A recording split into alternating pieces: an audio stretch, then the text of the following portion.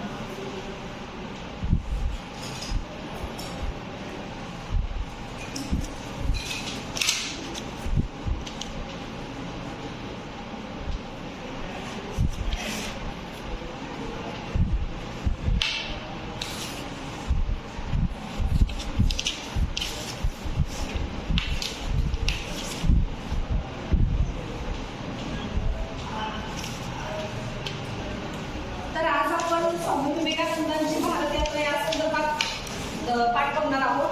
तर तुम्ही हे जे पेजेस आहेत ते बघायचे आहेत. त्यातून तुम्हाला काय समजतंय ते सांगायचं.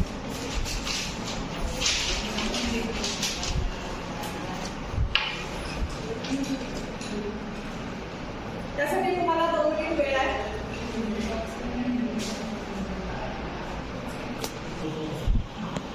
चालू तुमचं वाचू. तर ज्यांना समजले नाही तरी एक्स्ट्राच्या गोष्टी स्वामी विवेकानंदांबद्दल त्यांनी पुढे यायचं नाही तर फळावर यायचं. सपोज त्यांच्यामध्ये एक अशी क्वालिटी दिसली असती, समजा की जबाबदारी ते वागतात, तर ते एक्सप्लेनेशन करायचं की पाठातून तुम्हाला कशा पद्धतीने त्यांची जबाबदारी दिसली. ठीक आहे, तर या तुम्ही या सांगा.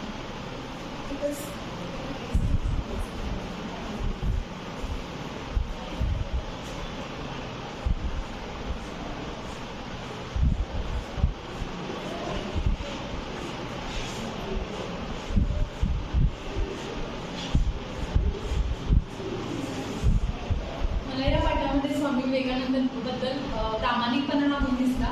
कारण त्यांनी लायब्ररीतून 3 पुस्तकं घेतली होती 3 खंड वाचण्यासाठी. आणि जे लायब्ररीचे सर होते त्यांना माहीत नव्हतं की त्यांना 3 पुस्तकं दिली, पण देताना त्यांनी 3च्या 3 पुस्तकं परत दिली. आणि लायब्ररीचे सर असं त्यांना म्हटले की मला ही गोष्ट माहीत नव्हती की तुमच्याकडे 3 पुस्तकं आहेत, पण स्वामीजींनी स्वतः प्रामाणिकपणे ती पुस्तकं त्यांना परत दिली. त्यावरून त्यांचा प्रामाणिकपणा हा गुण करायचा. अगदी बरोबर. आणि तुम्हाला समजून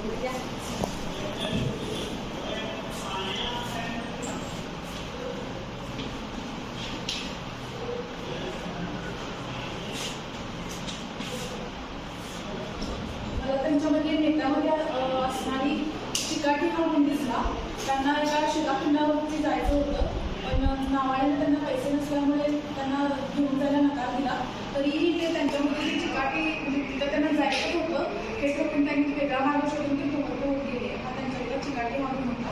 आणि तिसरा एक गुण मला त्यांच्यातला जो नेत्यामध्ये असावा असं मला वाटतं, वैज्ञानिक दृष्टिकोन किंवा एक चिकित्सक दृष्टी. त्यांनी वेदांचा अभ्यास केला, पण त्यांनी म्हटलं की फक्त वेदांचा अभ्यास करून त्याला डोकं उपयोग नाही. जर जगता गरीब असेल, त्यांना भूकमारीने ते मदत असतील किंवा त्यांना जेवणासाठी खाण्यापिण्यासाठी काही नाही, आपण जर त्यांना वेदांचा उपदेश करत राहिलो तर ते काय त्यांच्या समृद्धीसाठी वगैरे त्यासाठी त्यांची काय समृद्धी होणार नाही असं त्यांच्या एक हां बरोबर आहे.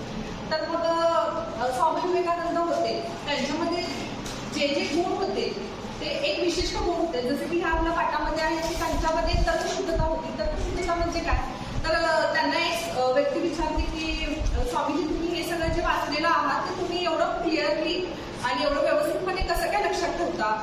त्यावर स्वामींनी असं उत्तर दिलं की मी माझं मन जे आहे ते कोणत्याही परिस्थितीमध्ये एकाग्र करू शकतो. तसं आपलं सगळ्यांचं नसते. आपण कसं वाचायला बसलो किंवा एखादं काम करत बसलो तर काहीतरी कारणास्तव आपलं दुर्लक्ष होत असते. एकाग्र मन स्वामीजींची एक स्पेशालिटी होती की ते कुठेही बसले तर वाचायचे म्हटलं तर ते कोणत्याही परिस्थितीमध्ये ते वाचत होते. अशा स्वामी विवेकानंदांनी पूर्ण भारतभर यात्रा करत असताना वेगवेगळ्या प्रसंगांना तोंड देत देत स्वतःमधल्या ज्या गोष्टी आहेत त्या डेव्हलप करत करत त्यांनी पूर्ण भारतभर यात्रा केली. आणि त्यांच्यामध्ये ज्या असलेले जे गुण आहेत ते तुम्ही सगळ्यांनी हे आता हे जे तुम्ही वाचलेलं आहे त्यातनं आत्मसात करायचे. म्हणजे लहान सहान ज्या गोष्टी डेली रुटीनमध्ये आपण करत असतो तिथे ते वापरायचे. आणि हे जे गुण आहेत ते डायरेक्ट आपल्यामध्ये विकास होतो असं नाही, ते हळूहळू टप्प्याटप्प्याने करायला लागते. मग आता हा जो प्रामाणिकपणा आहे किंवा चिकाटी आहे किंवा वैज्ञानिक दृष्टिकोन आहे हे सगळं जे आहे ते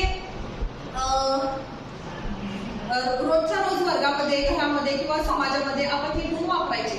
तर एकत्रित ह्या सगळ्या गुणामधून तुम्ही स्वामी विवेकानंद व्हाल याची गॅरंटी नाही आहे किंवा याची गॅरंटी नाही, पण त्यांच्यासारखं बनायचा तरी तुम्ही प्रयत्न केला तर